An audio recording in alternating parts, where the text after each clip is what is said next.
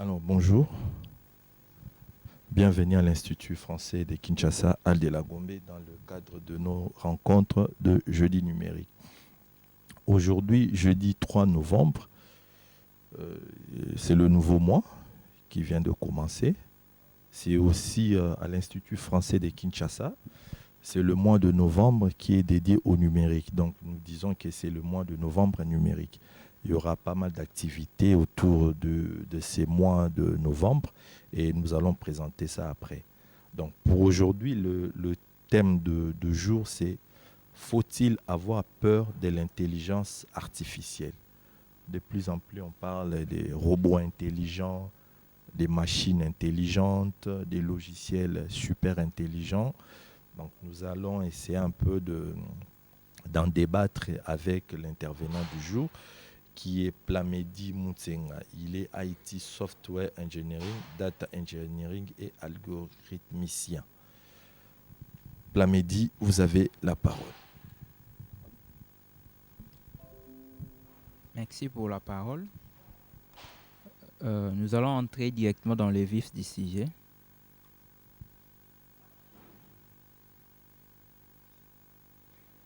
Ok. Qu'est-ce qu'est l'intelligence artificielle? En fait, chaque jour, dans nos télés, dans nos postes récepteurs radio, nous attendons souvent ce mot ici, l'intelligence artificielle. Maintenant, tout au long de cet exposé, nous allons essayer de mettre le point sur les i. Donc, savoir, ou soit connaître ce qu'est réellement l'intelligence artificielle et s'il faudrait le craindre ou pas.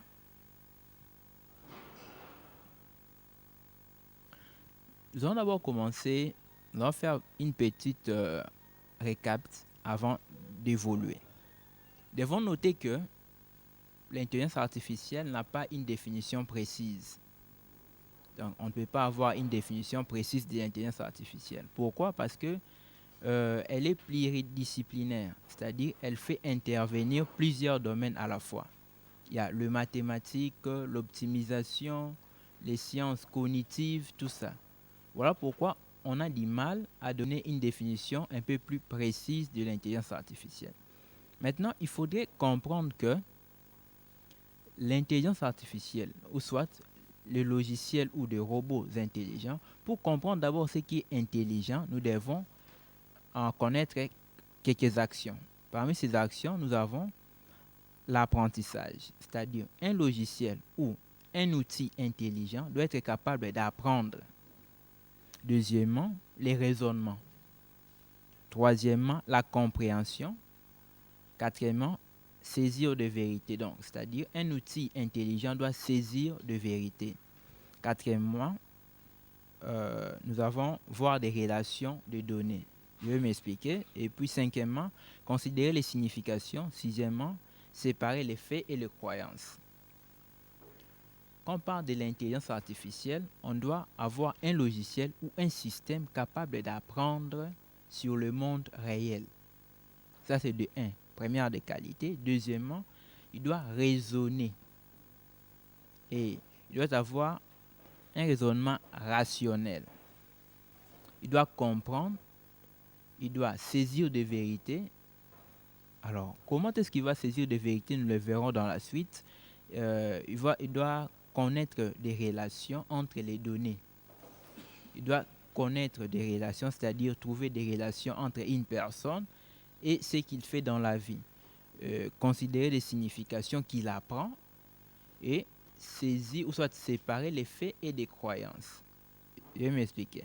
En fait, nous devons comprendre que les concepts que nous manipulons chaque fois, l'intelligence artificielle, est différente de l'intelligence humaine. Pourquoi disons-nous cela? Actuellement, aucun système ne peut égaler l'intelligence humaine. L'intelligence artificielle n'est qu'une simulation. De l'intelligence humaine. Donc ce n'est pas vraiment une intelligence humaine comme telle. Et nous devons noter qu'en réfléchissant, on va remarquer des interactions entre les objets qu'on vient de parler. Nous devons garder en esprit que nous pouvons dire qu'un système intelligent doit avoir 4 fonctions. Premièrement, il doit agir humainement, il doit penser humainement, il doit penser rationnellement et agir rationnellement. Donc, ce sont les 4 caractéristiques qu'on trouve dans presque tous les systèmes ou les outils intelligents. Donc, ils doivent agir humainement, penser rationnellement et agir rationnellement. Après avoir eu toutes ces idées, on peut maintenant essayer de donner notre petite définition.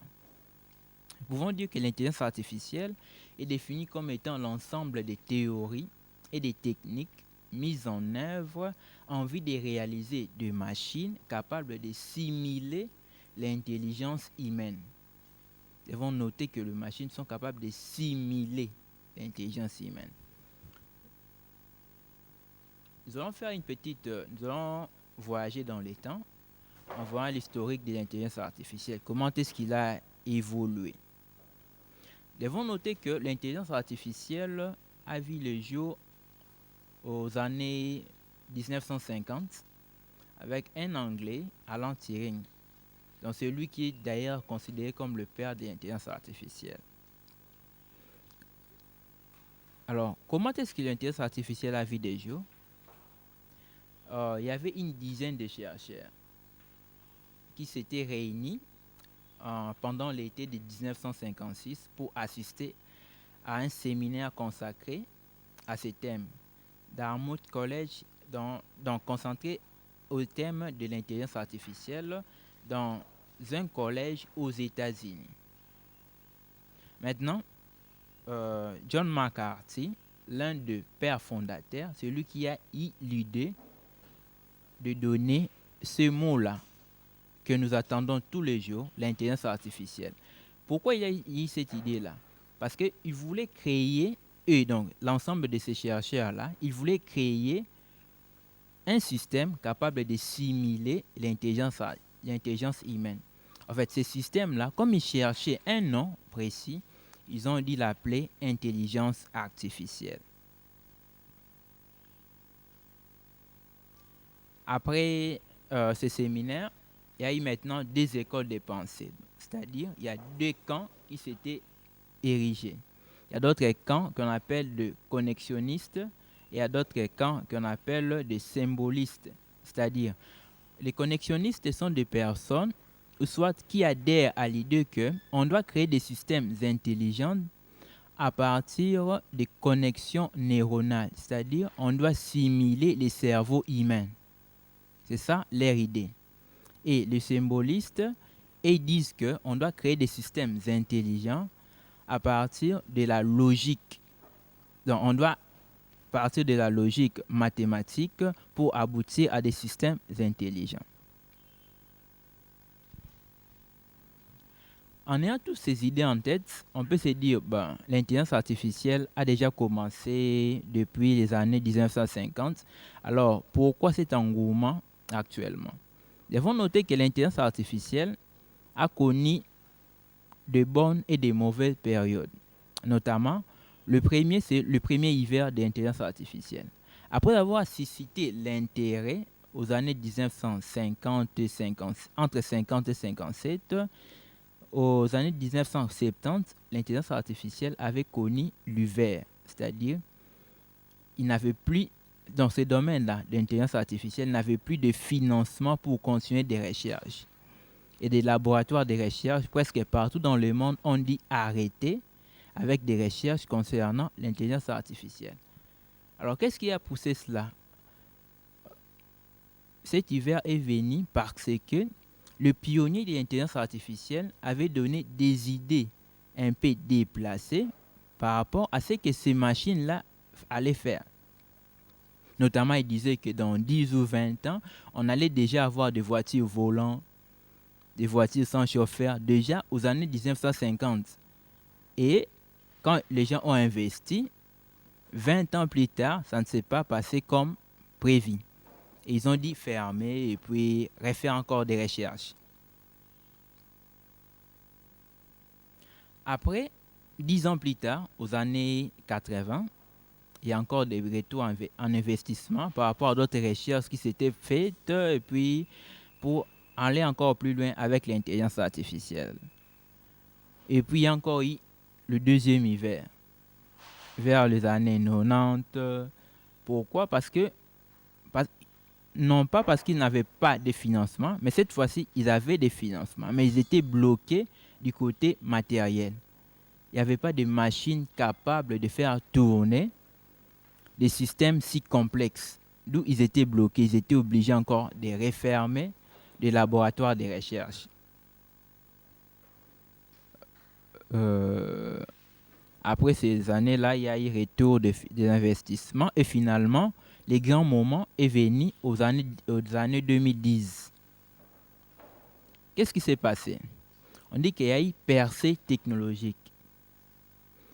Les ordinateurs étaient devenus de plus en plus puissants et on avait des disques durs avec de grandes capacités et on avait beaucoup de données, d'où cela a donné un coup de pouce à ces domaines-là d'intelligence artificielle. Pourquoi? Si on revient, nous devons noter qu'aux années 90, l'intelligence artificielle était bloquée parce qu'il n'avait pas assez de ressources matérielles pour tourner. Entre 2010 et 2022 où nous sommes, il y a beaucoup d'améliorations et beaucoup de percées dans le domaine hardware. Et il y a de plus en plus de machines performantes, d'où l'intelligence artificielle a vraiment accéléré dans sa montée. Voilà pourquoi pendant autant d'années, on n'avait pas vraiment entendu parler d'intelligence artificielle. C'est maintenant, à partir de 2010, qu'on entend de plus en plus parler de l'intelligence artificielle. Et des idées qu'ils avaient données depuis les années 50 ont revu le jour et ils essayent maintenant de voir s'ils peuvent y arriver.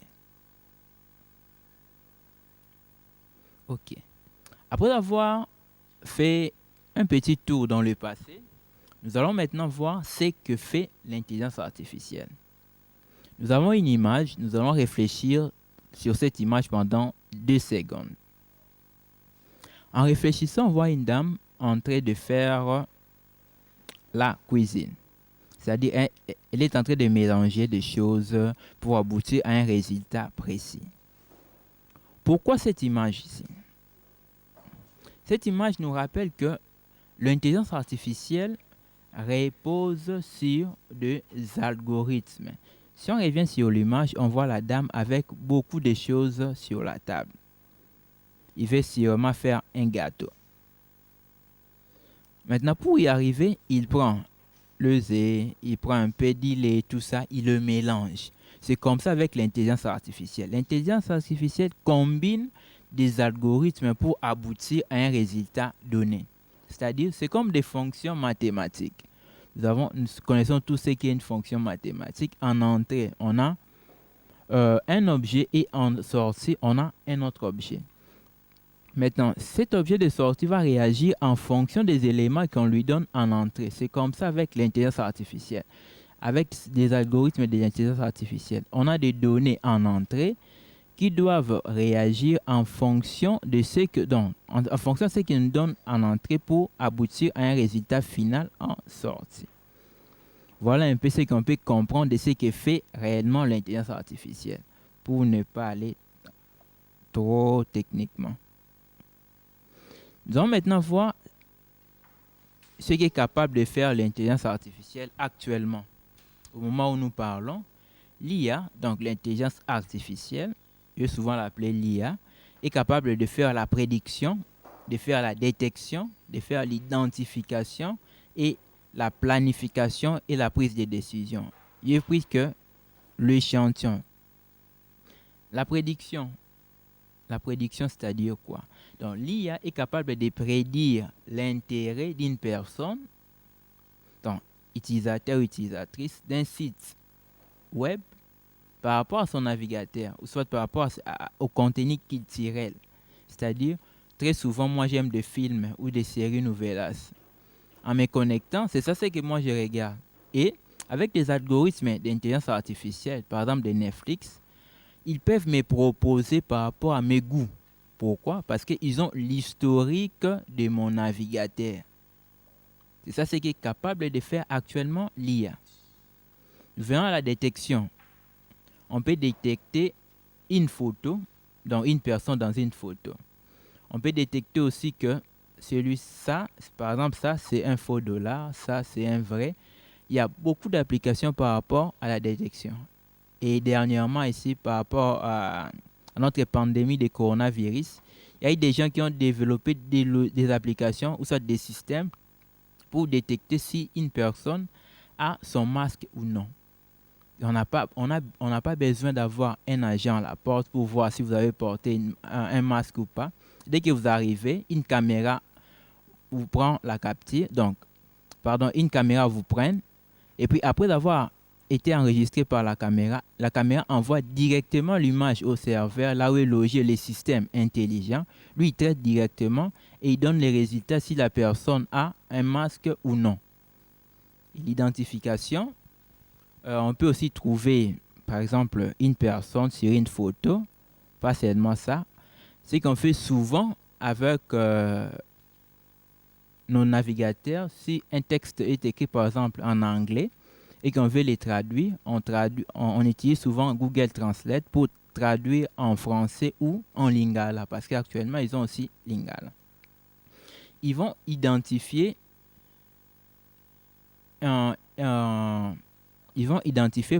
parmi la palette de langues qu'ils ont, quelle langue le document est et dans quelle langue vous voulez traduire.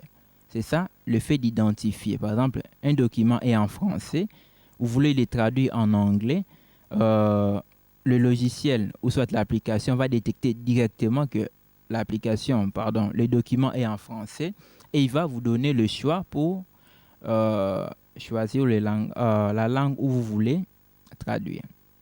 Avec l'IA, on peut aussi planifier et on peut prendre des décisions. Par exemple, je suis ici, je vais me diriger à l'IPEN par exemple, et que je ne sais pas comment est-ce que je vais m'y prendre. Nous utilisons tous Google Maps. Avec Google Maps, ils utilisent des algorithmes d'intelligence artificielle pour nous trouver le chemin le plus court parmi tant d'autres chemins. Lui va regarder par rapport à la cartographie de la ville-province de Kinshasa quel est le chemin le plus court pour arriver à l'IPEN en étant ici à la halle de la Gombe. C'était là l'échantillon de ce que nous avions pris par rapport aux tâches actuelles de l'IA. Maintenant, nous allons voir ce que l'IA ne fait pas. Nous devons noter que actuellement, comme nous l'attendons dans nos postes téléviseurs, actuellement, il n'y a pas encore une IA générale, c'est-à-dire une intelligence artificielle générale. Qu'est-ce qu'une IAG? Donc, une intelligence artificielle générale. C'est un système doté d'une intelligence capable d'effectuer toutes les tâches qu'un homme peut faire. Donc, il peut cuisiner, il peut conduire, il peut faire la traduction, il peut faire la prédiction, tout ça au même moment. Donc, actuellement, on n'a pas encore ces genres de systèmes-là. Ces genres de systèmes restent encore dans des films de la science-fiction. Parce qu'actuellement, l'IA, et comme on vient de le voir, l'IA est capable d'exécuter qu'une seule tâche à la fois. Si un système est conçu pour détecter, par exemple, les cancers, il va faire que ça. S'il doit traduire, il va faire que ça. Si vous l'amenez avec une autre tâche, le système ne saura pas. Pourquoi? Parce que le système n'a pas été entraîné à faire ce genre de choses. Maintenant, nous allons voir un point là, l'intelligence artificielle ou l'IA et la société. Parce que souvent on entend parler de l'IA et ça nous donne la peur. Pourquoi? Par rapport à notre emploi, par rapport à notre avenir. Et dans ces points, nous allons voir l'importance ou soit le défi de l'IA par rapport à la société. Nous avons une image. Nous avons un robot qui est en train de scripter des gens, donc de personnes humaines comme vous et moi. Qui nous montre ou quoi? Que signifie réellement cette image? Nous allons donner une petite signification par rapport à l'image. L'image nous montre l'idée que nous faisons par rapport à l'intelligence artificielle. L'IA et la société. Dans la société, on a pas mal d'idées par rapport à l'IA. On voit, est-ce que l'IA va remplacer l'homme? Est-ce que l'IA aura beaucoup plus d'importance que nous? Au tel point même que l'IA sera capable de décider, par exemple, par rapport à un test d'emploi, qui il peut embaucher par rapport à des compétences. C'est ça, pas mal de questions que nous nous posons. Et cette image récapitule tout ce que nous avons en idée, comme idée par rapport à l'intelligence artificielle.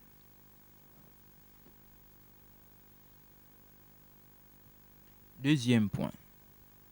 Nous avons les risques liés à l'IA, donc à l'intelligence artificielle. Nous avons encore une autre image. Nous allons prendre 3 secondes pour l'analyser et puis nous allons en discuter encore. Ici, nous voyons une armée de robots. Il y a des robots avec des armes, tout ça. Et on s'est dit peut-être, avec toute la puissance de machines actuelles, est-ce que l'IA, un jour, ne va pas nous dominer comme ça? Et qu'on a des robots qui nous surveillent par rapport à nos moindres gestes et il peut décider de nous punir ou pas. C'est en fait ça l'idée qu'on peut se faire de l'IA. Et dans beaucoup de films de science-fiction, et même dans des documentaires futuristes, on montre ce genre d'images pour amener un peu les personnes à réfléchir par rapport aux conséquences de l'intelligence artificielle à la société. Est-ce que l'IA est-elle bonne ou pas par rapport à notre société actuelle? Voilà pourquoi nous devons réfléchir sur cette image. Notre troisième image par rapport à ces points, ça concerne les emplois et l'IA.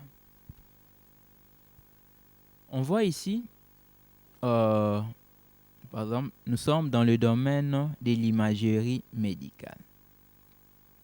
On voit l'IA en train de remplacer les radiologues. Qu'est-ce que signifie cette image? Cette image signifie simplement que nous avons en tête, ou soit nous attendons souvent parler que un jour, mon emploi sera, ou soit mon emploi aura changé et je ne serai plus là à la place où j'occupe actuellement et que je serai remplacé par un robot. Pourquoi ce remplacement? Parce qu'on dit que le robot n'a pas de temps de distraction comme nous. Un robot ne se fatigue pas, il est là simplement à exécuter ce dont il est censé faire. Une autre image encore, on voit des robots en train de manipuler les ordinateurs. Si on regarde un peu bien, on voit que nous sommes dans la tour de contrôle. Au lieu qu'il y ait des personnes ou soit des humains pour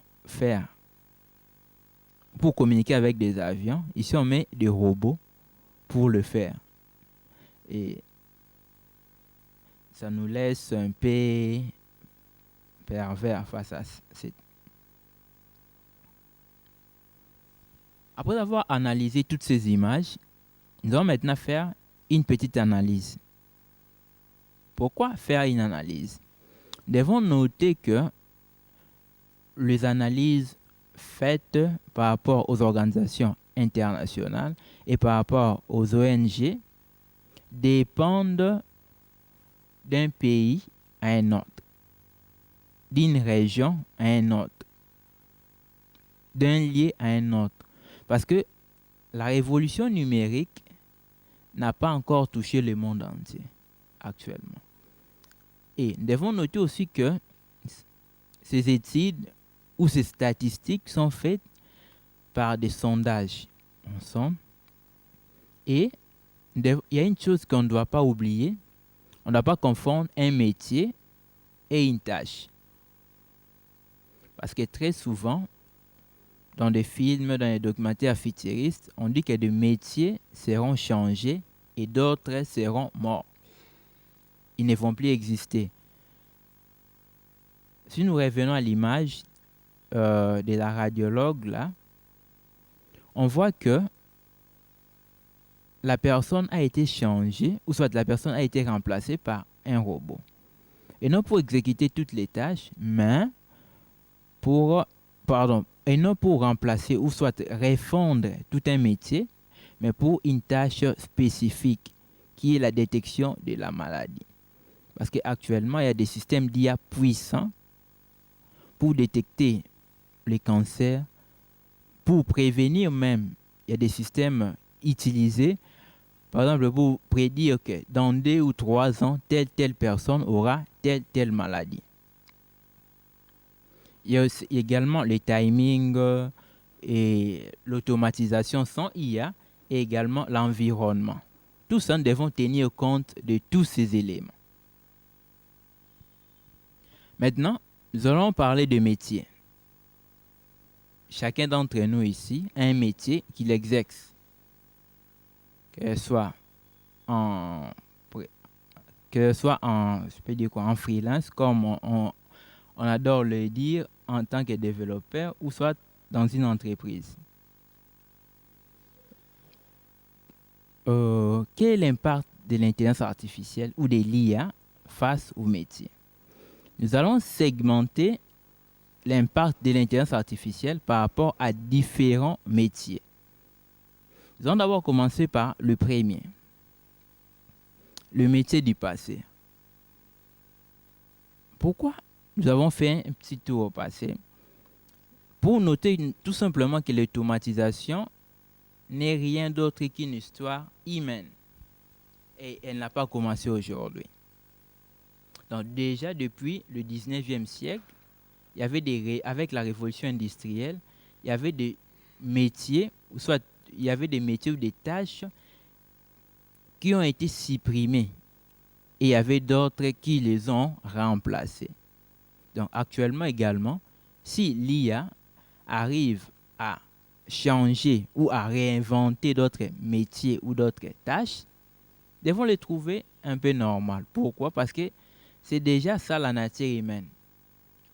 L'être humain n'aime pas des choses qui l'ennuient ou soit des choses répétitives. C'est dans cet ordre d'idées que le changement d'IA intervient. Maintenant, nous allons voir le métier ménancé. Parmi les métiers ménancés, il y a le métier qui nécessite des tâches répétitives ou le métier qui demande une prise de décision. Tâches répétitives, prise de décision. Je donne un exemple. La plupart d'entre nous connaissent la Bracongo, par exemple. La plupart d'entre nous connaissent la Bracongo. Maintenant, pour mettre des bouteilles dans des casiers, qu'est-ce qu'ils font? Il y a des robots qui les font. Et aux années, par exemple, je vais dire aux années 80-90, il y avait peut-être des personnes, soit des humains, qui les faisaient. On voit un peu ce changement-là. C'est dans le même ordre d'idée avec l'IA. On veut tout simplement enlever à l'homme ce lourd fardeau-là des tâches répétitives pour lui laisser le temps de réfléchir aux choses beaucoup plus importantes. C'est en fait ça l'idée. Et l'automatisation nous aide également, nous aide énormément.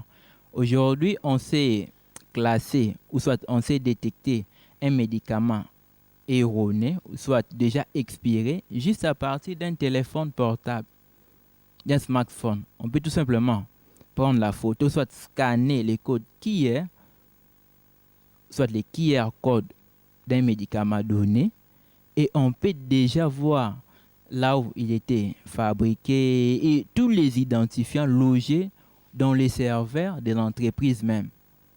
Et c'est ça, c'est déjà un gain et ça nous aide énormément. Maintenant, nous allons voir le métier protégé. pourquoi il y a des métiers menacés et des métiers protégés? Nous allons le voir tout de suite là. Tout simplement parce que le métier menacé sont des métiers qui demandent à l'homme de faire des tâches répétitives. C'est-à-dire, il y a une même tâche qu'on les reprend chaque jour. Par exemple, la programmation.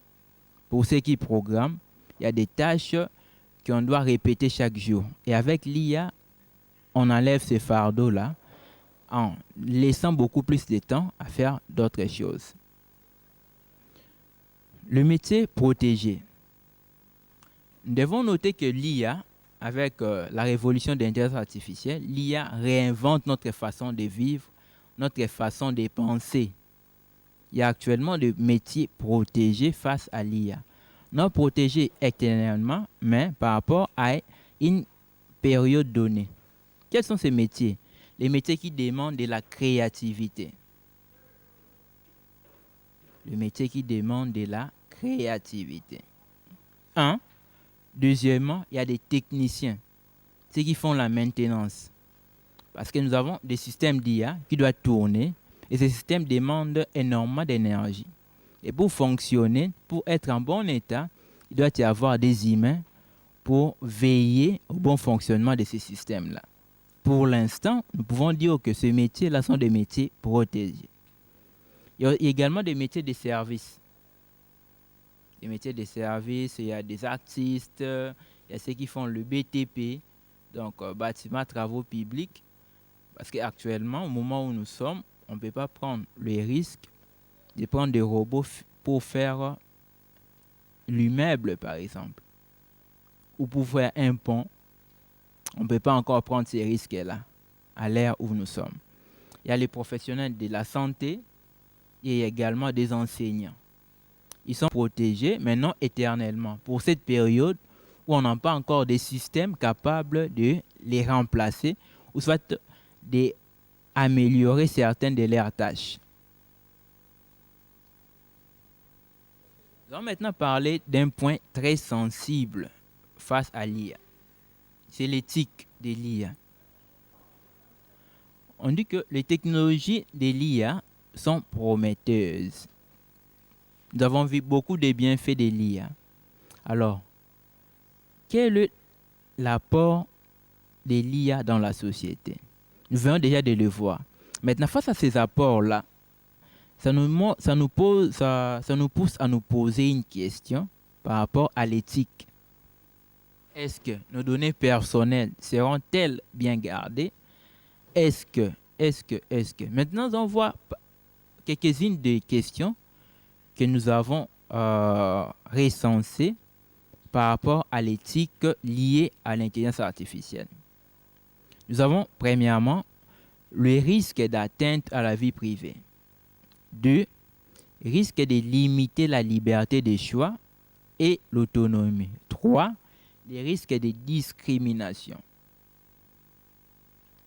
Nous allons d'abord nous appesantir au premier point. Risque d'atteinte à la vie privée. En 2015, le PDG de Google avait tweeté en disant si vous avez besoin que votre vie privée soit réellement gardée, n'utilisez plus Internet. Et cela avait bougé le monde. Cela avait animé les réseaux sociaux. Pourquoi?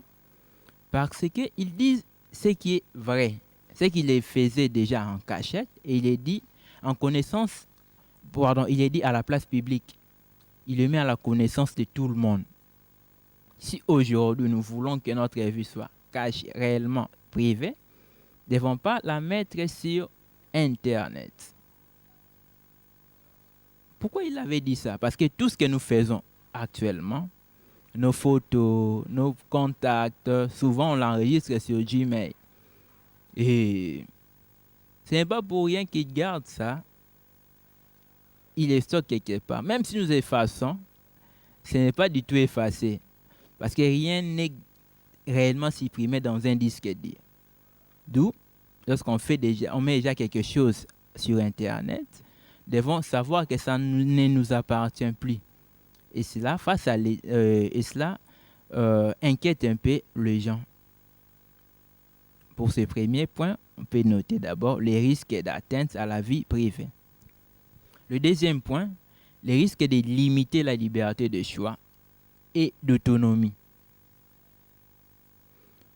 Dans d'autres pays, il y a réellement ces risques. Pourquoi? Parce que, comme je viens de le dire, par rapport au risque d'atteinte à la vie privée, quand vous êtes majeur, pour obtenir un job, on va tout simplement regarder, on va prendre seulement votre photo, on met dans la base de données, les systèmes l'analysent. Et en analysant, les systèmes détectent déjà c'est telle personne. Ils regardent maintenant vos historiques dans des réseaux sociaux et sur Internet. Et ils vont maintenant décider si vous êtes crédible ou pas par rapport à tel emploi. Actuellement, c'est déjà faisable dans d'autres siècles. Et troisièmement, les risques de discrimination. En 2018, Amazon avait conçu un chatbot, c'est-à-dire l'assistant personnel, hein, comme on en a avec nos smartphones, Siri d'Amazon, d'iOS et Google, et celui de Google là. Ils avaient maintenant conçu un assistant pareil. Maintenant, cet assistant-là avait des propos discriminatoires. Pourquoi? Parce que les systèmes avaient appris sur une base de données qui contenait des propos discriminatoires. Donc ça aussi, c'est parmi des risques liés à l'éthique. Nous allons maintenant cheater en ayant épinglé tous ces points. Nous allons maintenant cheater. Par rapport à notre thème, pouvons-nous avoir peur? Non. Pourquoi ne pas avoir peur de l'intelligence artificielle? Par rapport à ces thèmes, on a sillonné beaucoup de points. On a d'abord commencé par l'historique. On a d'abord commencé par voir ce qu'est réellement l'IA, pour mettre un peu les points sur les i et ne pas avoir des idées erronées comme par d'intelligence artificielle. On a vu l'historique, on a vu ce que l'IA est capable de faire actuellement et ce qu'il n'est pas capable de faire. Nous avons vu l'IA par rapport à l'éthique et maintenant nous allons cheater. Nous devons noter que le but principal de toute révolution technologique est d'améliorer les conditions de vie humaines. Donc, les conditions de vie de l'homme doivent être améliorées par rapport à toute révolution technologique. Donc, nous ne devons pas craindre que l'IA ou soit un robot peut me remplacer dans mon métier ou dans ma tâche que je fais quotidiennement. Ce qui est sûr, avec la révolution industrielle, il y avait des métiers qui ont eu à disparaître, mais à d'autres qui ont vu le jour. Avec la révolution de l'intelligence artificielle, il sera de la même façon. Il y aura des métiers peut-être qui vont mourir et il y aura aussi des métiers qui verront le jour. Et selon des statistiques, on dit qu'aux États-Unis, 30% des enfants qui sont à l'école maternelle ne savent pas encore ce qu'ils feront dans la vie. Pourquoi? Parce qu'il y aura des métiers futuristes qui pourront voir le jour. Donc, nous ne devons pas voir l'IA, l'intelligence artificielle, comme notre ennemi. Nous devons le voir, ou soit la voir, comme notre complément. L'IA est là pour nous compléter et non pour nous détruire.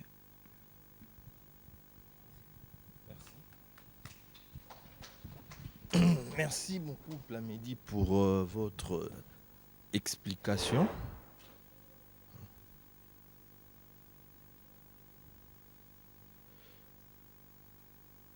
Voilà, donc nous allons maintenant passer aux échanges, aux questions, aux éclaircissements. Si vous avez un avis contraire ou un autre point de vue à partager par rapport à ce qui a été dit, c'est la bienvenue.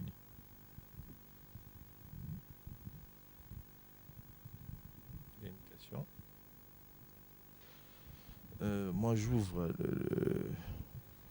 le jeu en posant une question. C'est vrai, on voit souvent dans des films de science-fiction, on dit souvent ce sont les films de science-fiction, mais de plus en plus, on voit ce qui était dans les passés, dans ces films-là, c'est réalisé.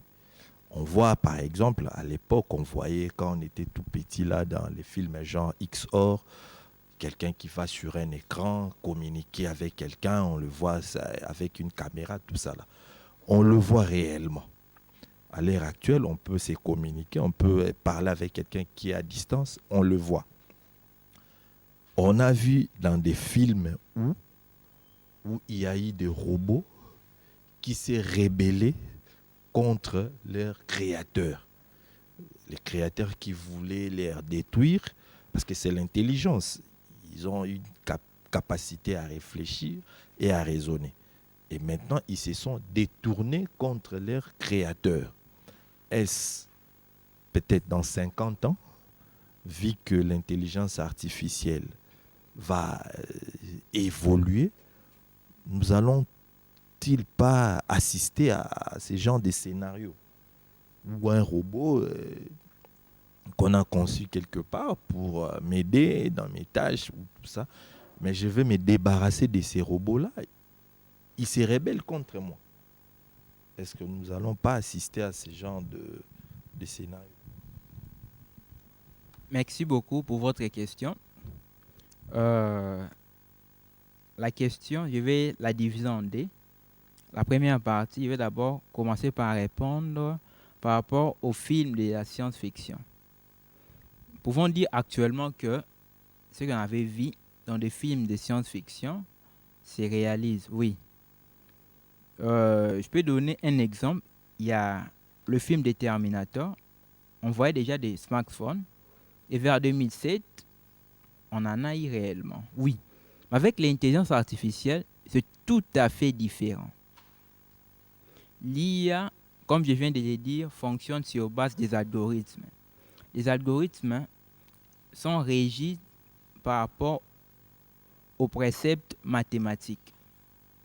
Actuellement, par rapport aux recherches faites dans ces domaines de l'IA, il n'y a pas encore de solutions palpables qui prouvent que ce que nous voyons réellement dans des science-fiction se réaliseront.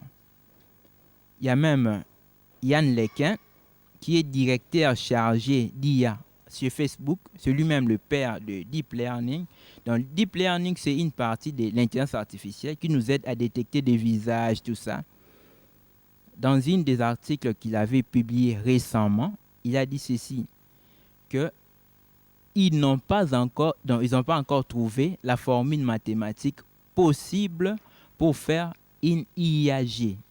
Donc, une IA, c'est-à-dire une intelligence artificielle générale, capable de faire des tâches que l'homme fait actuellement. Mais ce qui est vrai est que de plus en plus nous avançons et aussi continuons dans les recherches. Peut-être que dans 10 ou 20 ans, nous pouvons nous voir avec les effets de la science-fiction. Par exemple, actuellement, nous avons déjà des voitures autonomes. Peut-être que demain ou après-demain, on aura de maisons réellement connectées qui se déplacent même par rapport à l'environnement ou par rapport aux conditions météorologiques. Mais ce que nous devons être sûrs, pour l'instant, il n'y a pas encore de solution vraie pour le faire. Et la deuxième partie de la question par rapport aux robots, on peut avoir cette crainte-là. Et dans les domaines, on appelle cette crainte la singularité de l'intelligence artificielle.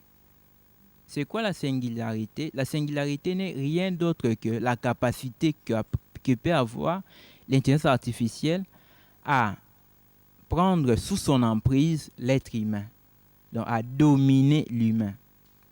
Et actuellement, dans des travaux de recherche, même dans des laboratoires, ils étudient un système là, comment faire pour ne pas laisser le système d'intelligence artificielle réellement autonome. Il peut prendre des décisions tout seul. Non, ils essayent de voir comment est-ce qu'ils peuvent laisser euh, l'emprise à l'être humain, quel que soit le domaine, que l'humain soit toujours au contrôle. Parce qu'ils craignent que si l'IA prend réellement le contrôle de tout, on peut risquer de guerres vraiment farouches. Oui, je suis tout à fait d'accord avec vous, mais quand on parle de l'intelligence, c'est-à-dire c'est pour, euh, pour l'homme, par exemple, pour l'humain, quand j'ai en face de moi un enfant qui grandit, où il a l'enfant de l'intelligence, il peut comprendre certaines choses, il peut réfléchir, peut-être réfléchir plus que moi. On sait tous que les ordinateurs, comme tels, ne réfléchissent pas. Mais avec l'intelligence artificielle, on veut doter ces outils-là d'une certaine capacité à réfléchir. Alors, si ces ordinateurs qui ont cette capacité à réfléchir et que moi, euh, je veux m'en débarrasser, il peut me retourner contre moi, c'est retourné contre moi. Et si vous dites qu'on a pensé à ça, et pour que ça ne autodétruit pas l'homme, c'est qu'on ne pourra pas vraiment parler de l'intelligence artificielle. Parce que si on est intelligent, on doit être capable de s'autodéterminer. Une excellente question. Merci beaucoup. Je vais répondre en allant de la définition que nous avons donnée par rapport à l'IA. Nous avons dit que l'IA n'est rien d'autre qu'une simulation de l'intelligence humaine. Il doit accomplir 4 fonctions: raisonner humainement, penser humainement, raisonner logiquement et réfléchir logiquement. En fait, sur base de votre question, nous pouvons dire que on ne conçoit pas des systèmes intelligents comme l'être humain. Non, on fait une simulation. En faisant une simulation, l'homme qui a conçu peut avoir la main mise sur le système. Peu importe le modèle du système, l'homme ayant conçu peut avoir la main mise sur le système. Donc nous ne pouvons pas avoir peur de cette singularité-là, c'est-à-dire que l'intelligence artificielle peut nous empêcher un jour d'effectuer d'autres tâches ou soit de nous en débarrasser d'elle. Devons noter et nous devons l'avoir toujours en tête que l'intelligence artificielle n'est rien d'autre qu'une simple révolution technologique comme toute autre révolution. D'où l'être humain restera toujours maître et pourra, s'il décide, s'en débarrasser de l'IA.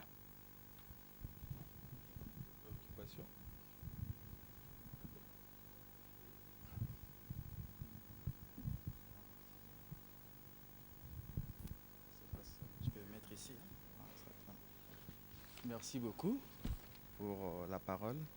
Je suis Monsieur Cyril. Je suis Monsieur Cyril. À la question de savoir, faut-il avoir peur de l'intelligence artificielle?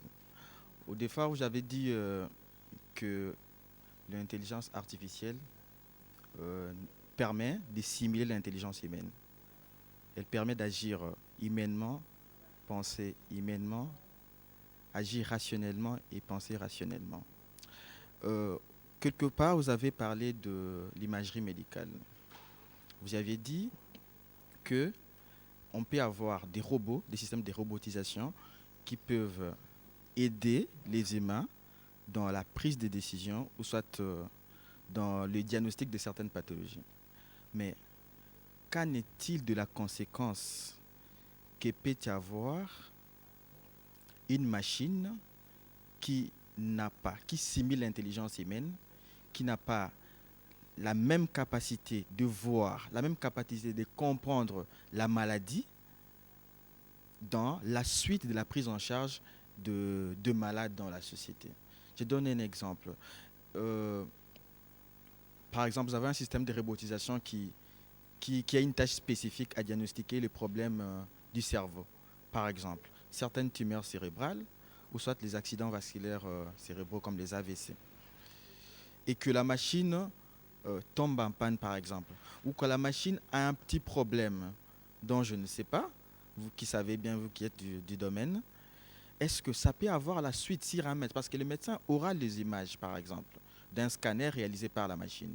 Est-ce que ça ne pourrait pas désorienter le médecin sur la prise de décision, sur la prise en charge, si la machine ou l'appareil ou la robotisation a un petit problème dans le système? Voilà ce que... Merci beaucoup pour votre bonne question. Euh, pour répondre à la question, je vais d'abord donner un exemple concret par rapport, vous avez dit la robotisation à l'imagerie médicale. Je donne ici au Congo. Actuellement, nous avons une pénurie des techniciens en imagerie médicale. Pourquoi j'ai dit cela? Parce que j'ai travaillé dans le domaine. Nous avons eu à concevoir un système capable de détecter la pneumonie et d'autres pathologies au niveau du poumon. Nous avons un réel problème par rapport au personnel et par rapport à leur formation. L'IA est là pour nous aider ou pour nous compléter. Pourquoi il est là pour nous aider ou pour nous compléter? Je m'explique. Nous avons, vous avez donné l'exemple d'une tumeur cérébrale. L'IA, pour arriver à détecter ces telle tumeur, il doit être entraîné par une base de connaissances. Et très souvent, on appelle des datasets. Donc, des bases de données enrichies des connaissances sur le domaine spécifique.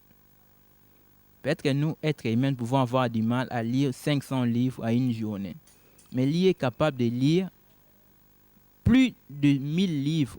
Ça dépend de la capacité de disque dur d'une machine. Et comme nous venons de le voir, il peut aussi faire des corrélations entre ces connaissances. D'où un système concis sur base de l'IA, par exemple pour détecter une maladie, va le faire d'une façon très pointue par rapport à l'être humain. Pourquoi nous disons cela? L'IA va se spécialiser uniquement dans ces tâches-là. Et il va apprendre, continuer à en apprendre. Mais comme je viens de le dire, que l'être humain a toujours l'emprise sur les systèmes. Comment fonctionne ce genre de système? Une fois que le résultat est donné par un système intelligent, il arrive directement chez les spécialistes, par exemple, chez les spécialistes d'une maladie quelconque. Et le spécialiste va évaluer ces résultats-là pour voir s'il peut donner son aval ou pas. Si il peut affirmer que telle personne a telle maladie ou pas. Donc c'est sur base de ça qu'on peut vraiment noter que l'IA n'est pas là pour nous détruire, mais pour nous alléger la tâche. Parce qu'avec l'informatisation, il y a beaucoup plus de connaissances actuellement. Et la connaissance est tellement abondante que nous, on a du mal je peux dire quoi, on a du mal à nous accaparer. Voilà pourquoi l'IA est là pour nous aider dans des tâches spécifiques. Merci.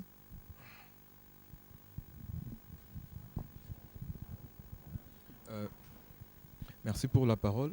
Moi, je veux peut-être aller dans une petite réflexion. J'essaie de réfléchir et je me dis qu'au fait, on est un peu en train de virer vers l'utopie.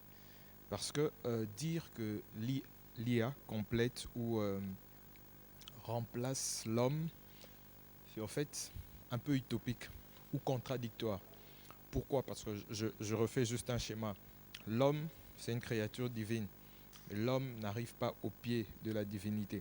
Et si l'homme a créé l'IA, comme l'ingénieur disait, c'est l'intelligence. Elle est évolutive. Donc certaines machines qui utilisent ces systèmes, c'est évolutif. On les a créées pour avoir cette évolution et l'algorithme pousse à commencer à comprendre tout ce qui tourne pour s'améliorer.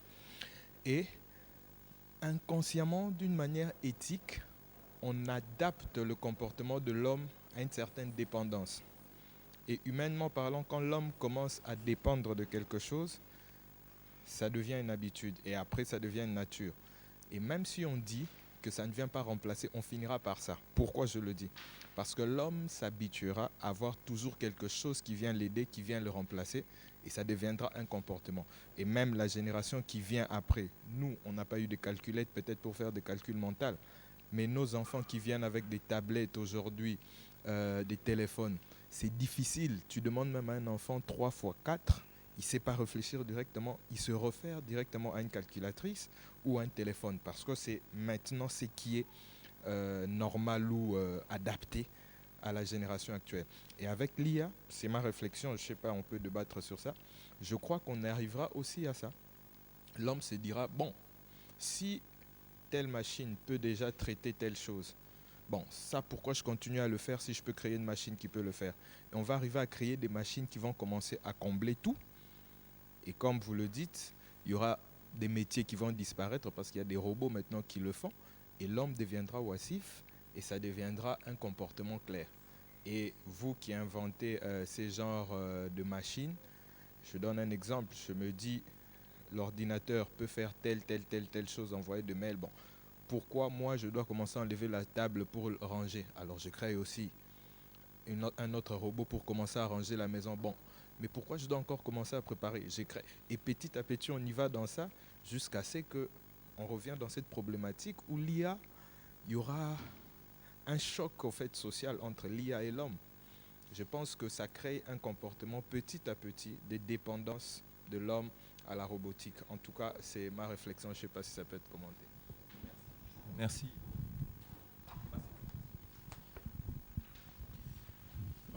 Merci beaucoup pour la parole. En vous écoutant, j'ai bien compris que l'intelligence artificielle vient améliorer l'état de la société ou soit améliorer la qualité du travail. Bon.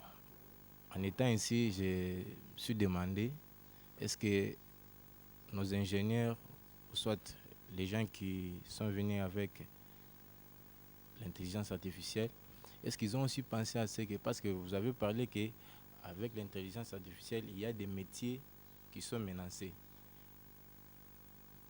Entre autres, vous avez parlé, par exemple, de l'imagerie médicale, que certains métiers seront remplacés.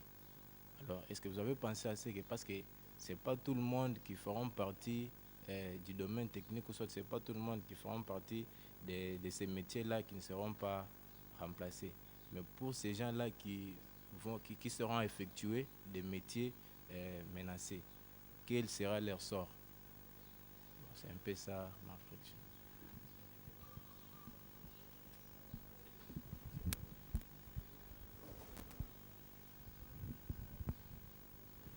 Oui, merci pour la parole. Je suis étudiant à l'UNIKIN, je m'appelle Gatson.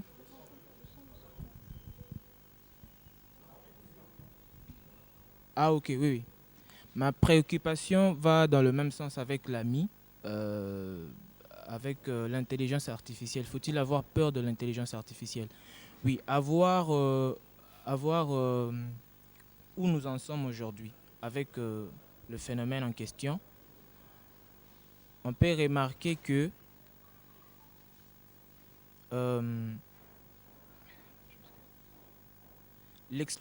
cette explosion de l'intelligence artificielle qui va amener à ce que les robots se mettent à faire tout ce que l'homme peut faire. Puisque quand on parle de stimuler l'intelligence, c'est-à-dire que le robot se met à refléter toutes les tâches que l'homme peut faire. Alors on peut déduire dans le temps à venir à une perte de l'empire humain, c'est-à-dire que sur le plan professionnel, justement. Donc, la plupart des tâches que l'homme peut effectuer sur le plan professionnel, rédacteur, tout ça, les ingénieries, comme vous avez dit aussi qu'il y a des métiers à protéger, moi je pense que non, il n'y aura pas ces métiers à protéger parce qu'avec le temps, la technologie est dynamique. Avec le temps, la maintenance déjà, d'ailleurs, avec la personnalisation dans nos appareils, on voit ça. Donc, il y a, avec le temps, l'informatique va remplacer tout ça. Est-ce que, peut-on de dire à la conclusion que vous nous avez donnée en disant que non, l'intelligence artificielle contribue positivement?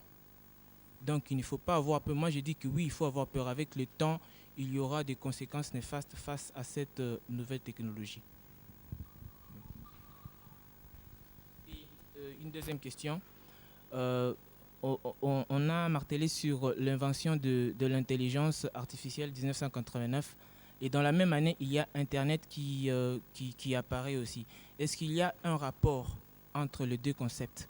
Ou soit Internet dépend de l'intelligence artificielle, ou c'est l'intelligence artificielle qui dépend de l'Internet, ou ce sont deux concepts qui sont complémentaires?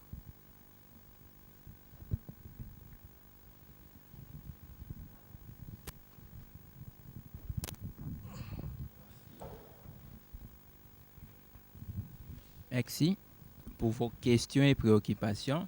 Je vais d'abord commencer par la première personne. Malgré qu'il ne nous a pas donné son nom, je vais commencer par lui. Oui, je vais commencer par votre préoccupation. En fait, il y a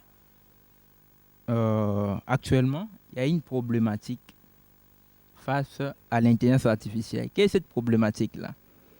Au fur et à mesure que des tâches et des métiers sont réinventés, se modifient, on doit aussi refaire, on doit repenser notre façon d'apprendre. C'est ça la base. Donc l'IA est venue aussi réinventer la façon dont l'être humain apprend. Pourquoi je dis cela? Imaginons dans la société actuelle, le système éducatif a été créé pour des gens qui devaient aller travailler dans des industries. Donc, une fois fini, vous avez fini votre cursus scolaire, vous avez un emploi qui vous attend. C'était ça le but de ce système éducatif actuel. Actuellement, ce n'est plus le cas. L'IA a réinventé, d'où on doit refaire, soit on doit revoir notre façon d'apprendre. Aujourd'hui, vous pouvez finir vos études et ne pas trouver d'emploi. Pourquoi? Parce qu'il y a déjà l'automatisation à la base. On avait beaucoup plus besoin de gens à l'industrie, car actuellement, on n'en a plus besoin. On n'en a plus vraiment besoin. Même dans des banques, dans les systèmes financiers, on peut avoir qu'une seule personne pour contrôler toute une salle. On n'a plus besoin de 10 ou 20 personnes. D'où on doit repenser notre façon d'apprendre. On doit beaucoup pousser les jeunes, ou soit les apprenants, aux sciences qui révèlent de la créativité. Et surtout, aux sciences de base. La mathématique, la physique, la chimie et la biologie. Et n'oublions pas aussi des sciences cognitives pour essayer un peu d'élever le niveau des gens, d'éveiller leur niveau, d'éveiller leur curiosité pour qu'ils puissent vraiment s'adapter à cette révolution. Je vais citer en disant un adage de l'Abraham Lincoln, c'est un ancien président des États-Unis qui dit que la technologie est comme une machette qu'on donne aux mains d'une personne folle. Pourquoi cela? Ça peut couper à tout moment, ça peut couper n'importe qui. Donc nous devons être prévoyants, nous devons nous adapter. On ne peut pas rester là statique, mais on doit s'adapter à la technologie. On doit faire avec, on n'a pas le choix. On doit s'adapter. Et pour la deuxième question,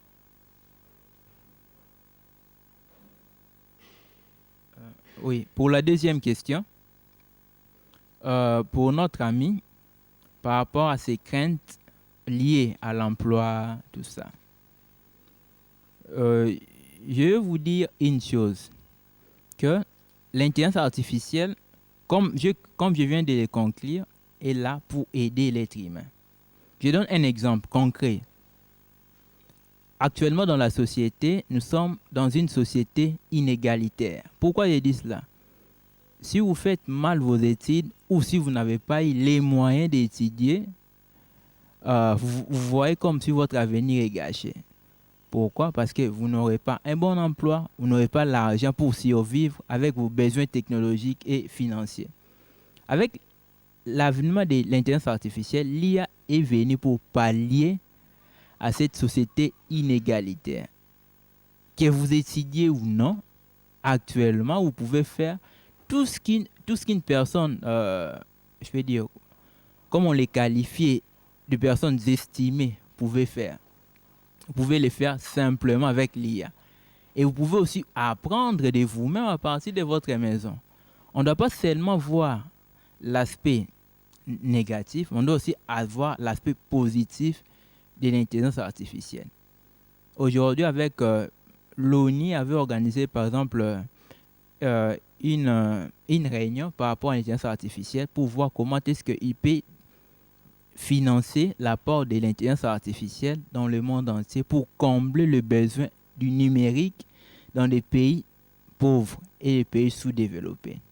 Ils ont fini par cette conclusion que l'intelligence artificielle va aider beaucoup plus de pays pauvres et sous-développés à se développer rapidement par rapport aux autres technologies, par rapport aux autres révolutions technologiques. Pourquoi? Parce que tout le monde aura ce même pied d'égalité. Que vous soyez éminent ou une personne lambda, vous serez tous au même pied d'égalité. Donc sur ce point-là, on n'a pas vraiment trop à craindre pour l'IA, parce qu'il y aura d'autres emplois qui vont se créer. Pour la dernière question, je vais dire, je vais commencer par la deuxième, en disant que, comme vous avez dit par rapport à l'IA, que l'IA peut remplacer l'homme, parce que vous étiez dans le même ordre d'idée que l'autre ami, comme je viens de le dire, que l'IA est là pour nous compléter et non pour nous remplacer. Nous ne devons pas avoir peur. Tout ça, c'est des choses qui s'étaient déjà dit, comme on vient de le voir dans l'historique au début des années 50. De 50 à 57, on disait déjà que dans 10 ans ou 20 ans, on allait avoir des voitures ou soit des véhicules volants.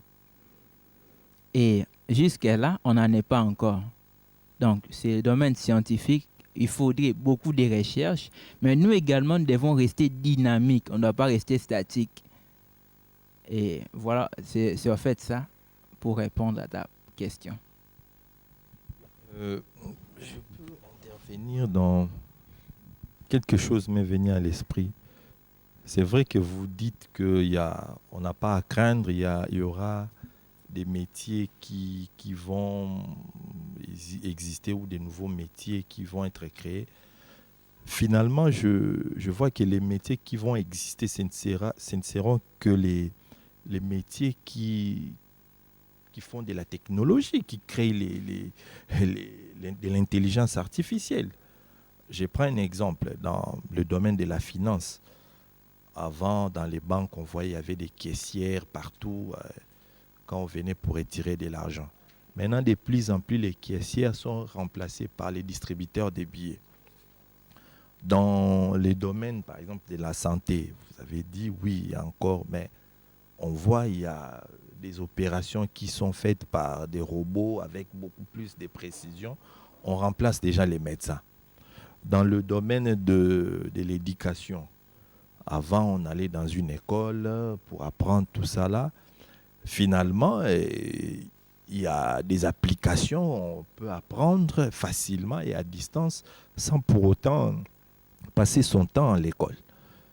Je prends dans un autre métier, par exemple, le journalisme, où, par exemple, il y avait des caméramens, tout ça là.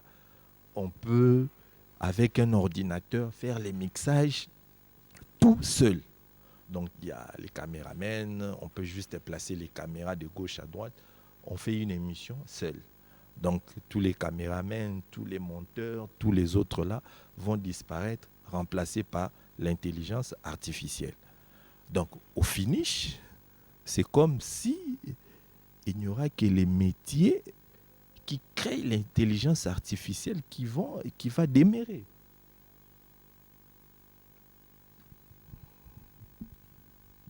Merci beaucoup pour votre belle question. En fait, la question cadre avec une conférence que j'ai animée le 22 du mois passé qui parlait des compétences qu'on doit avoir face aux nouvelles technologies. Actuellement, presque tout est bougé, donc tout bouge et de n'importe comment. Pourquoi je m'explique. Tous les métiers sont en train d'être réinventés par l'intelligence artificielle. Presque tous les métiers. Alors, est-ce que nous devons avoir peur de tous ces changements-là? Par rapport à la question que je viens d'avoir, si le métier faisant de la technologie qui vont exister par rapport au développement ou soit à la révolution de l'IA, nous devons noter que face à ces changements, l'être humain s'adapte déjà. Peut-être on n'a pas assez d'informations dans nos pays ici, mais nous devons vraiment savoir que l'être humain s'adapte facilement. Je donne un exemple. Actuellement, il y a des citoyens et des personnes du métier. Comme en développement, on dit des développeurs citoyens et des développeurs métiers. Par exemple, en finance, il y a aussi des financiers citoyens et des financiers du métier. Quelle est la différence? Des financiers citoyens ou financiers de métier. Je commence d'abord par le financier citoyen. Les financiers citoyens, c'est une personne comme vous et moi qui n'a aucune connaissance de la finance, mais qui peut d'elle-même faire de la finance grâce aux outils technologiques. Et le financier du métier, c'est une personne qui est allée faire ses études en finance. Maintenant, face à cette révolution technologique, on veut démocratiser presque tout le métier. Que n'importe qui peut faire n'importe quoi. Il suffit que vous ayez l'information nécessaire et être un tout petit peu formé. Je donne l'exemple du développement. Actuellement, tout le monde peut faire n'importe quelle application par rapport à son niveau, sans avoir de compétences ou des connaissances en programmation. On peut tout simplement dessiner des interfaces et les systèmes de lui-même créent des algorithmes, créent des connexions et au final, nous avons notre application. On peut se dire que ce genre de système détruit déjà le métier des développeurs. Comme je viens de le dire, que chaque métier est réinventé. Les développeurs actuels doivent maintenant s'orienter beaucoup plus vers l'accompagnement, la maintenance de ces outils. Au lieu de prendre son temps à faire des choses répétitives, on peut s'orienter pour résoudre les problèmes auxquels l'humanité fait face. Voilà pourquoi il y a cette démocratisation de métiers. En fait, chaque métier est remplacé par des systèmes intelligents ou des robots. Et les propriétaires de ces métiers-là sont poussés non pas vers la sortie, mais vers une réinvention. Ils doivent acquérir d'autres compétences pour rester compétitifs. Il y a même un adage dans le monde technologique, on dit que nous sommes dans un monde où la vitesse est l'arme ultime. Peu importe vos compétences, peu importe votre niveau d'études, si vous n'êtes pas, ou soit vous n'avez pas de la vitesse, vous restez archaïque. D'où on doit se mettre à la page, avoir de temps à temps ces échanges pour nous permettre de rester vraiment éveillés. S'il y a une préoccupation.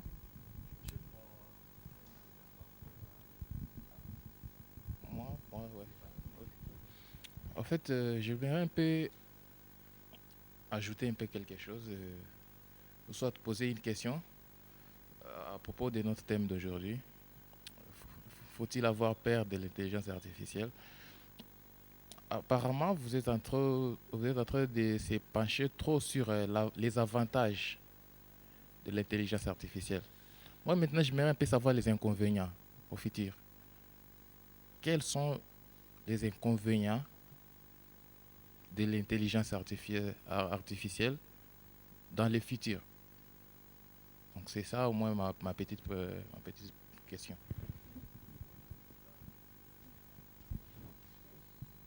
Merci, bonjour. Moi, je reviens juste à l'opinion du monsieur qui est juste derrière moi. L'opinion qui m'a été utile. J'aimerais dire aussi que l'intelligence, comme M. Plamidi a dit, l'intelligence artificielle a pour but de pallier aux insuffisances humaines. Celle-ci ne remplacera jamais l'intelligence humaine.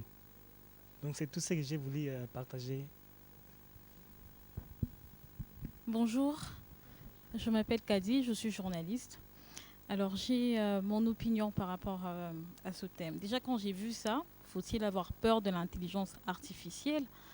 Moi je me dis que oui, il faut se méfier de ça. Pourquoi? Parce que, comme vous l'avez dit, aujourd'hui les gens travaillent par rapidité. Les gens recourent au numérique, recourent à l'intelligence artificielle. Pourquoi? Pour être crédible déjà aux yeux de la société. Si votre entreprise ou ce que vous faites est numérisé, il y a une certaine crédibilité. Et nous remarquons cela, que le numérique a pris beaucoup de place, énormément de place dans tout le domaine de la vie. Alors que l'être humain aussi devrait avoir sa place. On a donné plus de l'importance au numérique qu'à l'être humain. Aujourd'hui, on privilège une application que la main-d'œuvre, par exemple. C'est avantageux pour qui? Pour le robot ou pour la population? Vous êtes en train de clamer l'intelligence artificielle. Oui, mais moi je pense que dans certains domaines de la vie, l'être humain est indispensable. Alors que l'on mette des robots, que l'on numérise tout, on a besoin de l'humain pour exécuter, pour commander, pour faire ceci, cela. Alors qu'on voit le contraire. On va dire que non, on a nos applications, on a tout programmé, ils vont tout faire. C'est un danger pour la population. J'ai fait un travail quand j'étais encore à l'université. Et ce travail-là, on devait recenser les nouveautés en matière numérique. Et là, je suis tombée sur une application. C'était en Asie. Il y a des Asiatiques qui ont fait cette application. Et c'était une application de cuisine. C'est-à-dire qu'il y a la nourriture qu'ils sont en train de préparer. Et à travers cette nourriture, tu vas brancher le câble. Tu as un câble, tu branches dans ton smartphone ou la télévision. Et il y a des atomes comme ça, il y a des petites flèches où tu mets dans la bouche et tu as les goûts de la nourriture. Alors, vous voyez à quel point le numérique est avancé et à quel point on met l'homme de côté. Moi, je me dis, peu importe ce qu'on peut dire aujourd'hui. Moi, il y a mon métier de journaliste qui est en train de mourir. C'est à cause du numérique. Vous voyez un peu? Donc j'ai dit que oui. Personnellement, j'ai dit qu'il faut avoir peur de ça, mais surtout remettre l'homme à sa place. Parce que c'est important. Nous sommes des personnes ambitieuses. Nous voulons créer des entreprises. Ne mettons pas l'application, ne mettons pas l'intelligence scientifique, enfin l'intelligence numérique à la place de l'homme. L'homme reste indispensable. Merci.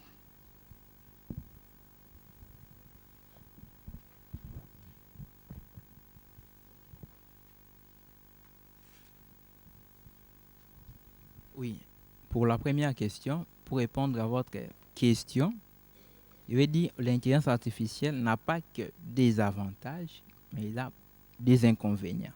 Vous avez des désavantages. Il y en a même beaucoup. Alors pourquoi quand vous avez dit que je me penche très souvent, vous êtes beaucoup plus sur des avantages parce qu'il y en a beaucoup plus que les inconvénients. Par exemple, comme désavantages ou inconvénients de l'intelligence artificielle. Il y a ceux qui utilisent TikTok ici. Oui. Bon, comme inconvénient de l'IA est que tout ce que vous publiez comme vidéo, toutes ces vidéos-là sont analysées séquence par séquence dans des serveurs où est logé TikTok pour savoir vos activités, vos préférences et tout ce que vous aimez. Même rien qu'à partir d'une séquence vidéo, on peut savoir que telle personne aime telle chose. Rien qu'en vous voyant ou en regardant la façon dont vous vous comportez lors d'une vidéo donnée. C'est déjà là un désavantage par rapport à l'IA. Pourquoi? Parce que ça ne garde pas la vie privée d'une personne. Parce qu'il y a d'autres choses qu'une personne humaine veut que ces choses-là restent privées. Et dès qu'un algorithme est capable de l'analyser et de savoir ses goûts et des préférences sans que la personne elle-même donne l'accord, c'est déjà un désavantage, un sérieux désavantage. Deuxièmement, comme je viens de le dire, le cadre de Google, ce que son PDG avait dit, que si vous voulez que votre vie reste privée, ne le mettez pas sur Internet. Donc, dès que vous mettez sur Internet, donc ce n'est plus privé, ça ne vous appartient plus. Et troisième cas, il y a ceux qui utilisent, bon, je donne, il y a ceux qui utilisent Facebook, n'est-ce pas? On a la partie vidéo. Il y a par exemple des vidéos inadmissibles qu'on voit là-bas.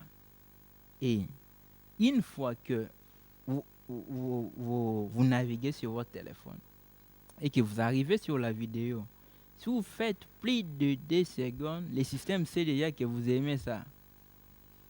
Et prochainement, il va vous envoyer une autre vidéo de la même façon.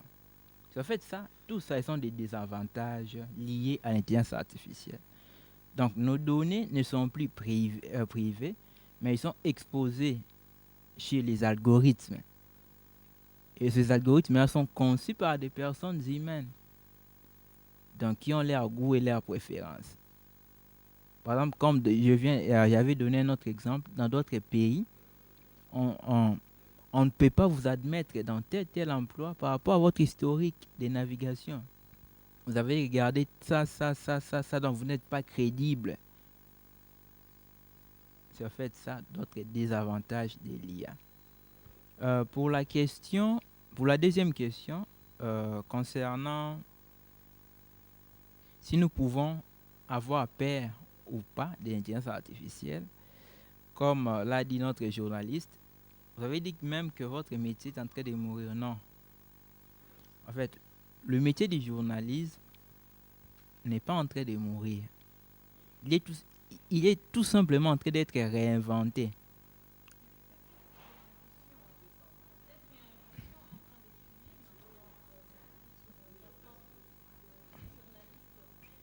Ok. Pourquoi cela? Pourquoi j'ai dit cela? L'IA vous aide en vous enlevant les tâches répétitives. Par exemple, faire la rédaction d'un article chaque jour, tout ça. On peut avoir des systèmes intelligents qui les font à votre place. Maintenant, quelle est votre place alors quand le système intelligent fait tout ça? Vous allez maintenant analyser chaque article. Si l'article ne contient pas des propos racistes, si l'article ne contient pas des informations erronées, il vous allège un peu la tâche. Mais le mauvais côté,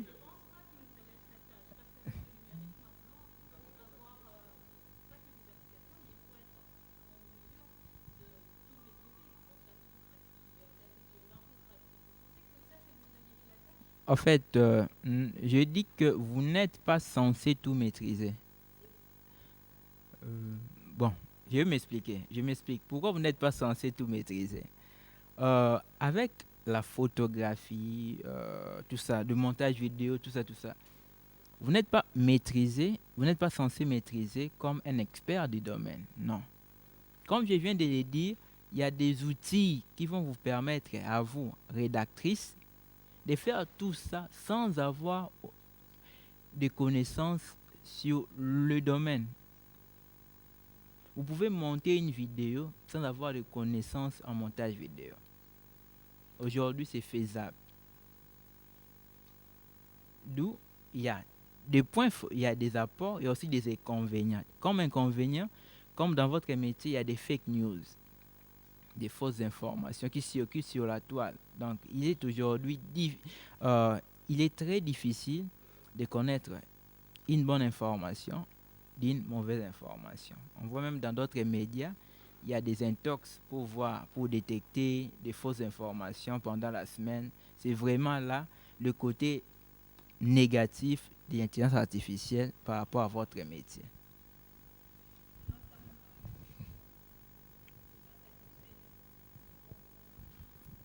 Une dernière question.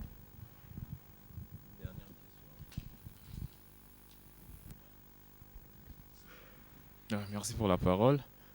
Moi, j'avais une petite question par rapport au métier protégé. Vous avez parlé de métiers protégés. Et y a-t-il une loi, je ne sais pas, une loi qui protège ces métiers-là? Parce que vous avez énuméré les métiers protégés et dans une catégorie, il y a le métier créatif.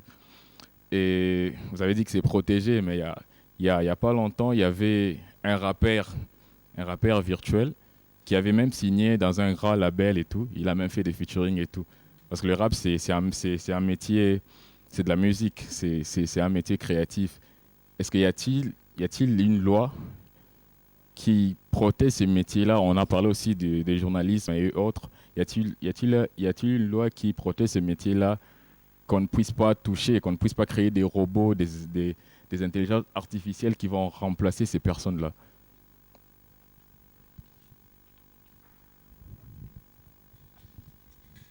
Merci beaucoup pour votre bonne question.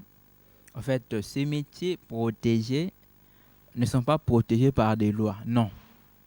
Pourquoi nous disons que c'est protégé? Parce que comme je l'avais dit au début, que l'intelligence artificielle n'est qu'une simulation d'intelligence humaine. Et il est basé, elle, comme une intelligence, elle est basée par rapport sur les algorithmes et des outils mathématiques.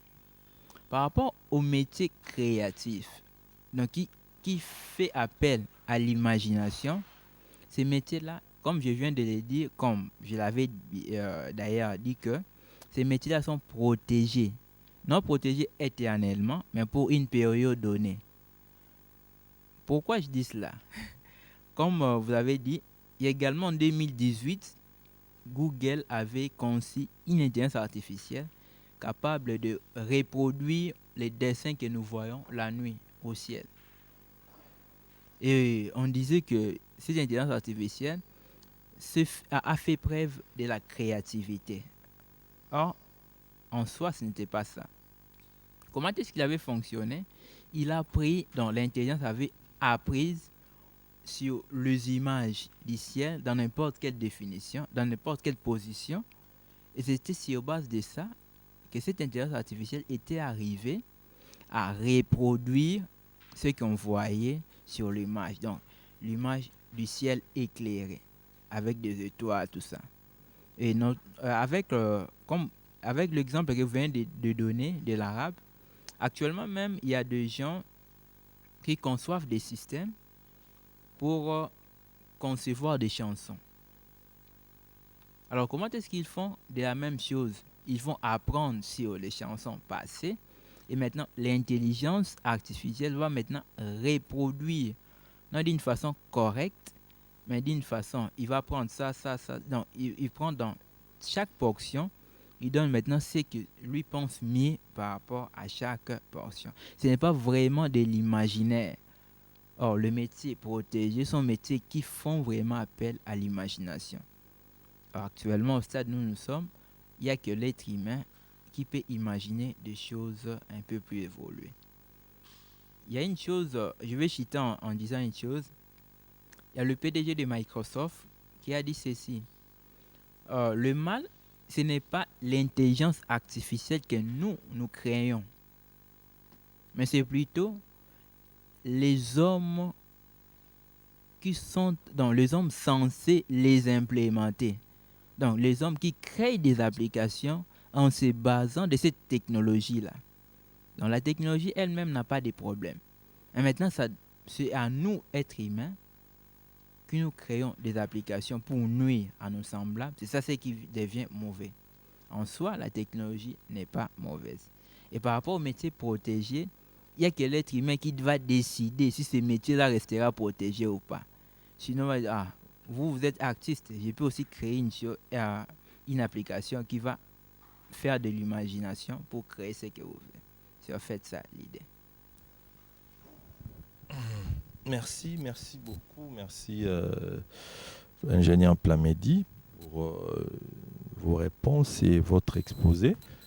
Nous sommes arrivés à la fin de nos entretiens d'aujourd'hui, où on avait abordé le thème « Faut-il avoir peur de l'intelligence artificielle ?»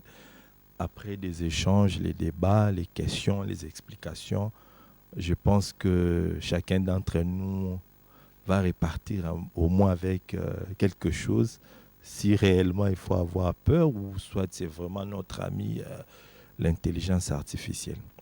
Merci d'avoir répondu présent à l'invitation. Le rendez-vous est pris jeudi prochain à la même heure où nous allons aborder le thème de les réseaux sociaux. Nous allons parler de réseaux sociaux en général, c'est quoi, comment, tout ça là, comment ça marche et c'est quoi. Et donc ça sera le thème de la prochaine séance. Merci et à jeudi prochain.